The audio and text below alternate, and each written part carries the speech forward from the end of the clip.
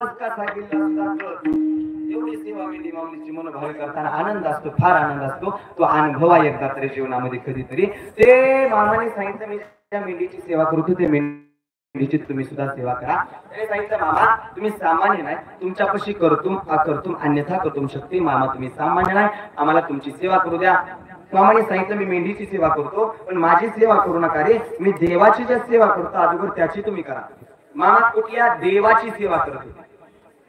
कुठल्या? पांडुरंग परमात्म्याची. कुठल्या? पंढरपूरच्या पांडुरंगाची सेवा करत होते. मामा पंढरपूरचे वारकरी होते, मामा पांडुरंगाचे भक्त होते. जाहीर आहे का? मामाने सांगितलं मी ज्या देवाची सेवा करतो त्याची सेवा करा. त्या सवंगडी पुण्यापासून सांगितलं मामा कुठल्या देवाची सेवा करायची? मामाने सांगितलं जातळामध्ये बघ कुठल्या देवाचे फोटो.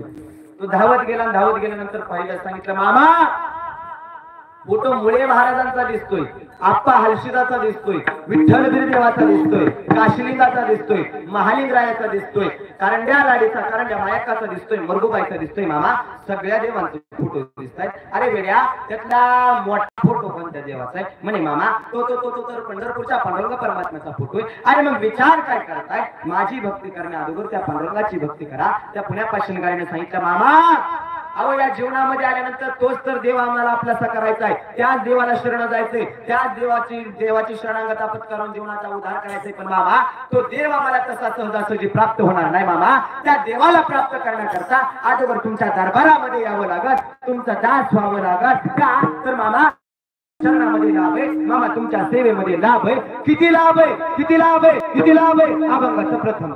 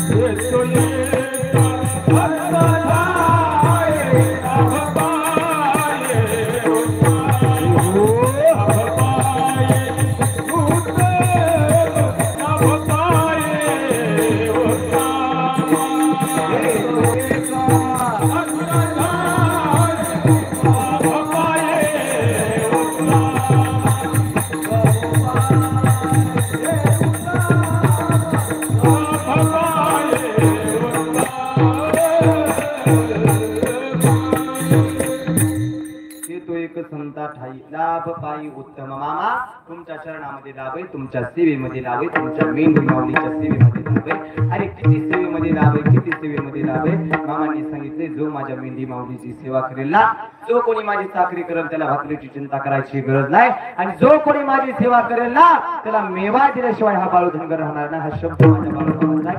म्हणून तरी मामाची सेवा करा, त्या मामाच्या मेंढी माऊलीची सेवा करा. अरे मेंढी माऊलीची सेवा करताना मामा कधीच तळावर का नाही? मी नेहमी अर्धा तास एक तास तळावरचं कीर्तन असलं की लवकर येत असतो, कधी असल्या लवकर येत असतो. पण मागच्या 10-12 दिवसात देवाने माझी लय परीक्षा बघितली. 12वीचा बोर्ड पेपर, सकाळचं कीर्तन, संध्याकाळचं कीर्तन आणि 3 ते 6 बोर्डाचा पेपरचा टायमिंग होता. एवढी गडबड झाली. सकाळचं कीर्तन सासवडला, कीर्तन संपून बरोबर अर्धा तास अगोदर आलो, पेपर दिला. पेपर दिल्यानंतर कीर्तन होतं 17 नंबर पालखी गावाचं नाव